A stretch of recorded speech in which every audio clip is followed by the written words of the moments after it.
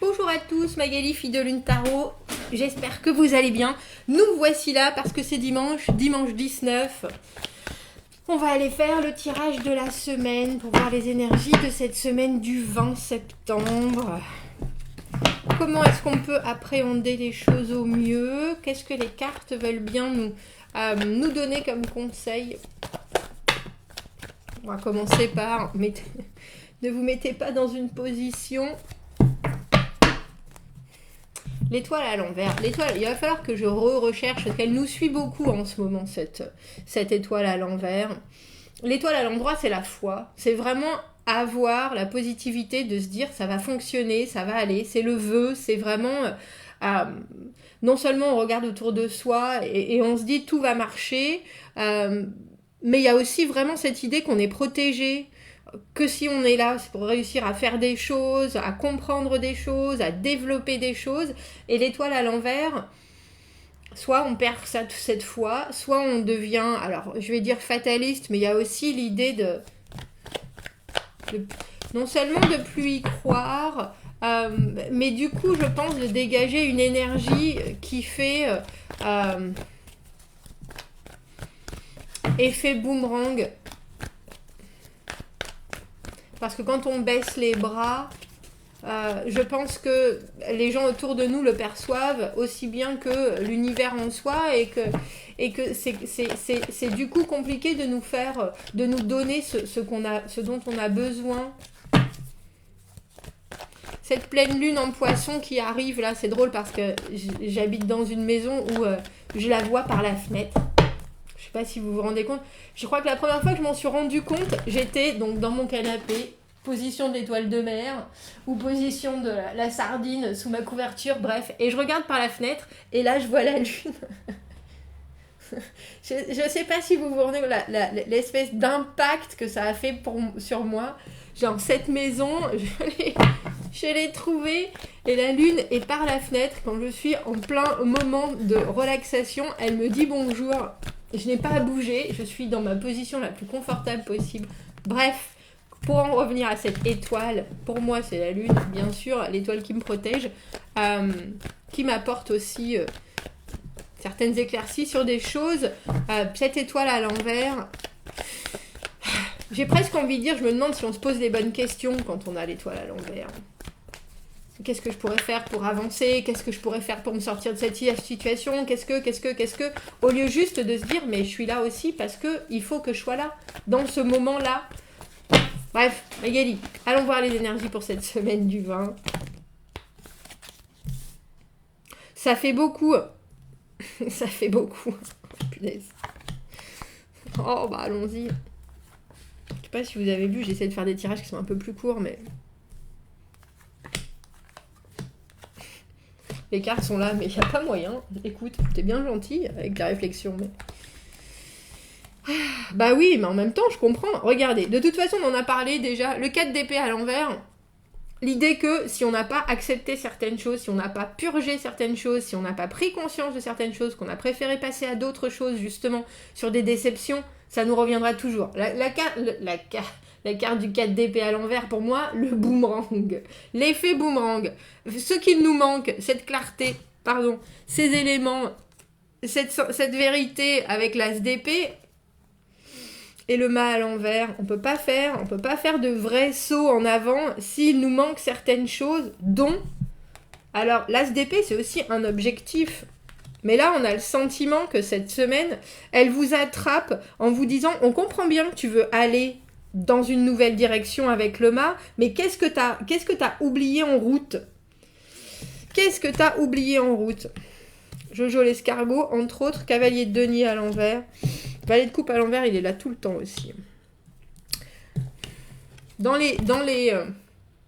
les acquis du passé, on a la lune à l'envers. La lune à l'envers et le 6 d'épée à l'envers qui veut nous dire que finalement, même si on a l'impression que c'est flou, même si on a l'impression qu'il y a des fois, on n'arrive pas à mettre le doigt sur certaines choses, on avance quand même. On est bien obligé d'avancer. On est bien obligé. 5 de bâton. Alors, le combat interne, aussi bien que, bon, il faut que j'y aille, je serre les dents. Je vais gagner, il faut absolument que je gagne. De toute façon, 7 d'épée à l'envers, faire les choses différemment. Roi de bâton à l'envers et cavalier de denier à l'envers, ça fait beaucoup de personnes autour de nous qui sont aussi pas très fiables. Et on a 2 as, as de bâton à l'envers et 7 de coupe. Ça se termine par beaucoup d'opportunités avec le 7 de coupe. Le 7 de coupe, c'est vraiment des portes qui s'ouvrent. Et là, c'est drôle parce que j'ai même l'impression que c'est des portes qui s'ouvrent, que vous le vouliez ou pas. De toute façon, que vous le vouliez ou pas, il y a un beau chaos dans ce tirage, dans l'idée que avec le 4 d'épée à l'envers, avec le mât à l'envers, on a peur de passer à autre chose, on a peur d'avancer, on a peur de faire une nouvelle... C'est presque autant de découvrir une nouvelle facette de soi-même qu'un objectif que l'on voit, ou alors on sait qu'il faut qu'on s'approche de ça, mais le mât à l'envers, c'est la peur de sauter dans l'inconnu, la peur de faire ce pas en avant, la peur d'affronter ce qui arrive, mais de toute façon, affronter ce qui arrive, ça vient.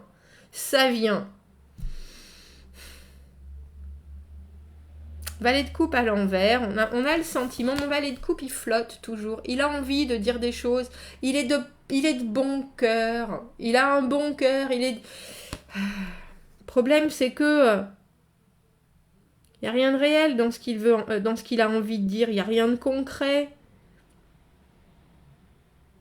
C'est un rêveur, c'est le rêveur, c'est vraiment le rêveur du tarot pour moi, ce valet de coupe. Et en plus, à l'envers... il se perd un peu entre ses rêves et la réalité. Il fait des allers-retours. Il a des idées pourtant qui partent, comme je vous dis, de bons sentiments, de choses. Et je le dis suffisamment pour moi. Les rêves et la réalité, les rêves ne sont qu'à concrétiser pour que ça devienne de la réalité. Mais c'est vrai qu'il faut s'accrocher. Je ne vais pas dire le contraire. Et là, on voit bien qu'il y a des choses que vous avez dû accepter. On a le cavalier de denier à l'envers. Cavalier de denier à l'envers, plus ce 5 de bâton. Alors, il y a une chose, c'est se battre contre la procrastination, soit, en soi, déjà, avec ce 5 de bâton, et ce personnage qui a tellement envie de bien faire les choses qu'il n'y arrive pas. Perfectionnisme, des fois, entre le perfectionnisme et la lenteur et la langueur, on dira, il y a des choses où il va falloir effectivement mettre... les points sur les i et frapper du poing sur la table. J'ai l'impression que c'est une situation quelque part que vous avez déjà vécue. Surtout parce qu'on a le 6 d'épée à l'envers et le 7 d'épée à l'envers. Il y a peut-être un moment de votre vie où vous avez dû avancer bon an mal an, malgré vous, mais en sachant qu'il fallait le faire. Et là, c'est pas compliqué, on a le sentiment que vous devez re-avancer malgré vous, mais vous avez la capacité cette fois-ci de dire c'est moi qui ai les rênes. Même si c'est lent, même si ça prend du temps, même si vous n'arrivez pas à comprendre le pourquoi du comment, c'est quand même vous qui avez les rênes. Et on a ce roi de bâton. Ce que je trouve étrange, c'est le roi de bâton à l'envers qui est vous. Vous voulez certaines choses, à des moments vous les voulez très fort et à des moments vous les voulez plus du tout. Alors effectivement, quand je parlais de cette étoile à l'envers, où on fait des vœux, on veut des choses, on demande des choses à l'univers, on manifeste, ou alors on en termine avec des choses, l'univers, il vous répondra seulement si vous arrivez à être constant dans ce que vous voulez, dans la façon dont vous envisagez les choses, soit dans la façon dont vous vous investissez, après que vous vous battiez avec des choses qui sont toutes personnelles, effectivement, mais dans ce que vous demandez, quelque part, que ce soit à votre patron, à vos employeurs, à vos amis, il faut que ça soit clair et il faut que ça soit linéaire. Et le roi de bâton à l'envers, il n'est pas linéaire. C'est notre bipolaire du tarot. C'est celui qui est là à un moment tout feu, tout flamme, explosif, plein d'énergie, et le lendemain, il n'y a plus personne. Et là, c'est ça. Qu'est-ce que vous voulez vraiment? Alors, on a cet as d'épée qui nous dit... Mais Magali, cette semaine, j'aimerais avoir quelque chose qui me corresponde. J'aimerais voir arriver quelque chose qui me corresponde. Pour moi, l'as d'épée, c'est vraiment fend la bise, fend le brouillard, l'intégrité, une vérité, un objectif. Quand on le voit, on ne peut pas... déjà, on ne peut pas l'éviter. Et puis, quand on l'a pris en main, cet as d'épée, ça devient tellement précis, tellement coupant, tellement évident...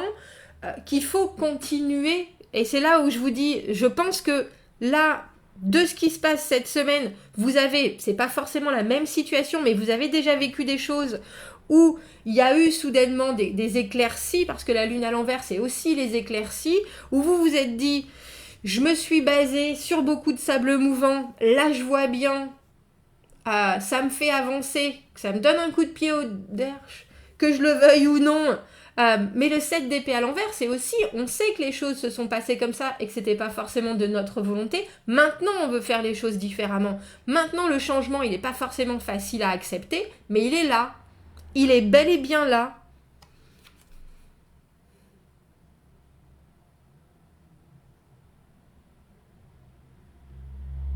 C'est un peu comme si on vous disait, cette semaine, il y a quelque chose qui est super dur à avaler et de toute façon, il faut l'avaler. Maintenant, qu'est-ce que vous voulez? Qu'est-ce que vous pouvez faire? Parce qu'on a l'as de bâton à l'envers, on a l'as d'épée à l'endroit, l'as de bâton à l'envers. L'as de bâton à l'envers, c'est quand on a une nouvelle situation, un nouveau début, et on ne sait pas comment le prendre. On ne sait pas comment prendre les choses. Est-ce que je vais être capable? Est-ce que c'est pour moi? Est-ce que c'est ce qu'il faut? Est-ce que ça me rend créatif? Est-ce que c'est productif dans ma vie? Comment je fais le premier pas? Comment je fais la première action? Il y a vraiment une idée de... Ça vous brûle les mains, et en même temps, ça pourrait vous emmener très loin. Mais comment est-ce que je fais? Et ça, c'est dans vos peurs. Et on a le monde à l'envers.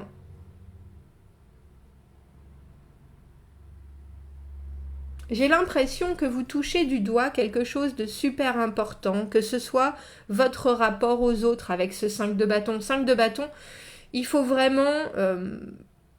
on a construit quelque chose, que ce soit votre propre personnalité, votre façon d'être, que ce soit ce que vous avez autour de vous... et vous voulez le défendre. Vous voulez défendre ça, bec et ongles. Il y a de toute façon des choses à défendre, même si ça paraît long, même si pour vous, ça paraît aussi un peu confus. Il y a des choses à défendre. Et c'est étrange parce qu'on parlait de priorité dans le tirage de la pleine lune. Et là, on a presque l'impression que... déjà, ça va beaucoup plus vite que vous ne le voulez, ça c'est sûr. Ça vous emmène à un rythme qui n'est pas le vôtre. Mais il y a des fois, on en a besoin de cette poussée. Et il y a des choses qui vont se révéler, comme je vous le dis, que vous le vouliez ou non, il y a des choses qui se passent. J'ai presque envie de vous dire, laissez-vous porter, acceptez ce qui vient de l'extérieur avec les nouvelles, que ce soit façon de faire.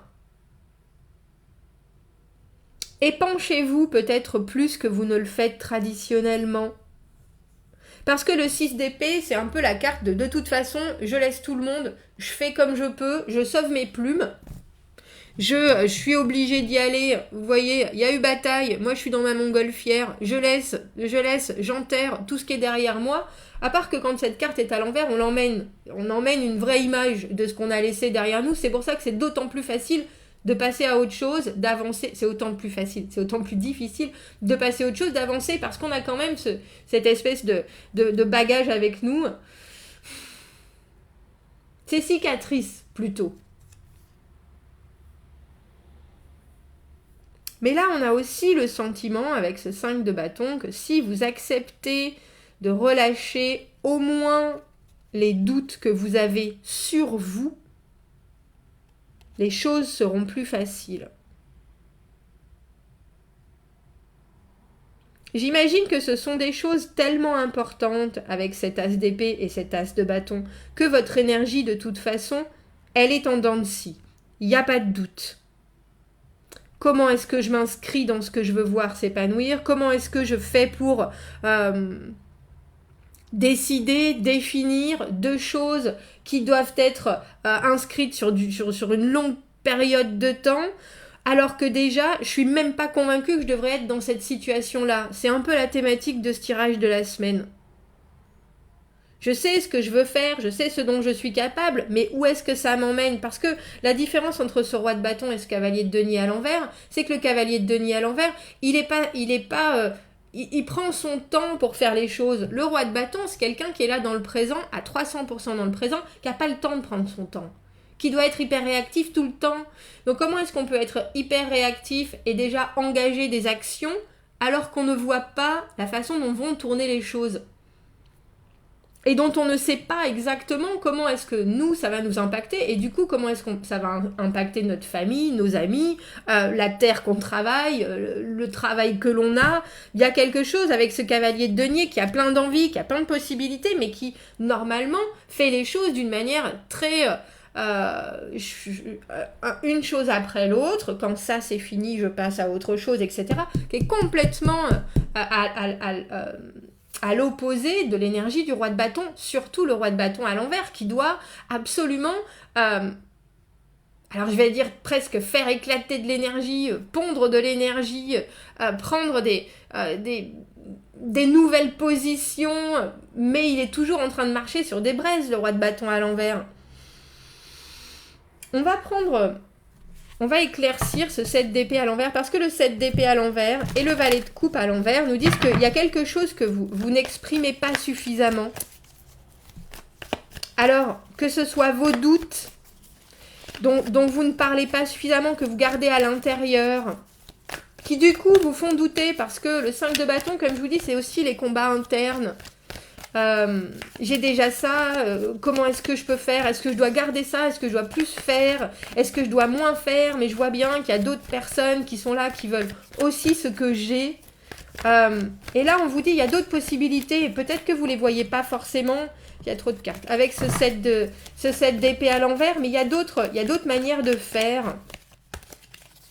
Et c'est drôle parce que, comme je vous le dis, on a le 7 d'épée à l'envers, on a le 7 de coupe à l'endroit. Il y a quelque chose, étrangement, même si l'affaire n'est pas finie avec ce monde à l'envers, il y a quand même des possibilités qui sont émotionnellement, qui peuvent être très très très intéressantes pour vous cette semaine. On a vraiment l'impression que vous y allez à l'aveugle. Et en plus, comme je vous le dis, mais il y a à l'aveugle, mais avec... à l'aveugle et... Enfin... ou pieds et poings liés, et pourtant on vous demande d'agir. Il y a quelque chose qui pour vous est évident, mais pour expliquer cette évidence et pour pouvoir ainsi agir dessus, là c'est beaucoup plus compliqué. Est-ce qu'on peut avoir une autre carte pour ce 7 d'épée à l'envers? Le 7 d'épée à l'envers, accepter que les choses ne vont pas se faire de la même manière, qu'on peut travailler aussi avec l'environnement, qu'on a besoin, qu'on est obligé quelque part d'inclure ce qui est autour de nous.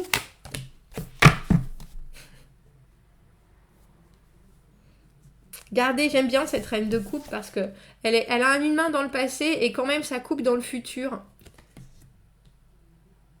Ce dont vous avez envie, vous pouvez pas avancer sans. Ce dont vous avez, les choses que vous avez acquises aussi, on ne vous demande pas de les renier, pas du tout. Il y a une acceptation des énergies cette semaine, il y a une acceptation des choses comme elles sont. Alors, quand on parlait de la positivité, etc., la reine de coupe, c'est quelqu'un qui donne de façon inconditionnelle, et voilà le message des cartes. Si vous savez pas vous exprimer sur ce qui coince, sur vos doutes, sur vos peurs, j'allais dire, faites-vous violence peut-être, et avec ce 5 de bâton, on sent que vous avez la capacité quelque part de vous dire, bon, allez, c'est bon, ça je peux le faire. Ça, je peux le faire. D'habitude, c'est compliqué, mais là, je peux le faire. Et on a presque l'impression que c'est mettre un jalon. C'est déjà mettre un premier poteau. Vous faites une course de relais, vous avez déjà atteint le premier relais. Et cette semaine, si vous êtes capable de faire ça, de poser quelque chose qui pourtant n'est pas facilement définissable dans vos objectifs concrets, là, bon, un ultimatum, je sais pas, le mois prochain, ça doit être fait. Le mois prochain, ça doit être décidé. Le mois prochain, ça doit être la première pierre à l'édifice. Et il y a quelque chose qui est très... Il faut que vous fassiez violence. Il y a d'autres choses qui vont sortir de là. Et je pense que ça vous étonnera. Mais vous avez tout à fait la capacité de prendre tout ce qui arrive vers vous. La reine de coupe, elle a justement une aptitude à comprendre, à écouter, à aimer inconditionnellement, à être positive, à être la personne vers qui on va aussi, parce qu'elle a cette capacité à comprendre, parce qu'elle a cette capacité à donner.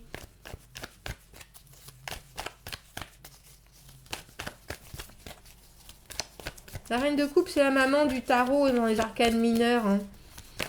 Donner de l'amour, donner l'amour sans savoir ce qu'on va récupérer en retour. Et elle n'est pas intéressée parce qu'elle va récupérer de toute façon.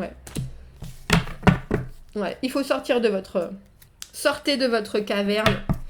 Il va falloir que vous soyez la grande personne cette semaine. 6 de coupe, on avait le 6 d'épée là. Si vous voulez que les choses se clarifient et si vous voulez avoir moins peur, on a la sensation qu'il faut que vous déversiez ce que vous avez sur le cœur et que vous preniez ce qui arrive d'une manière... j'ai presque envie de dire incontrôlable et incontrôlé, ce qui va arriver. Le 6 de coupe, c'est une relation, c'est une connexion, c'est quelque chose qui est fluide, organique, ça se passe des deux côtés de la même manière. Et l'ermite à l'envers, on vous dit, il y a bien des choses sur lesquelles vous avez réfléchi maintenant, vous ne pourrez pas parfaire exactement ce que vous voulez, il faut y aller. Il faut y aller. Alors, même si c'est fait de manière échevelée, alors que vous avez l'habitude que les choses soient faites comme ça et comme ça, vous pouvez pas là. Vous pouvez pas, alors il faut vous lancer, et il faut vous lancer en reine de coupe avec tout ce que vous avez. Alors avec tout ce que vous avez dans le cœur, effectivement, et vous aurez peut-être pas de résultat ou de réponse sûre de suite, mais en tout cas vous aurez des possibilités avec le 7 de coupe.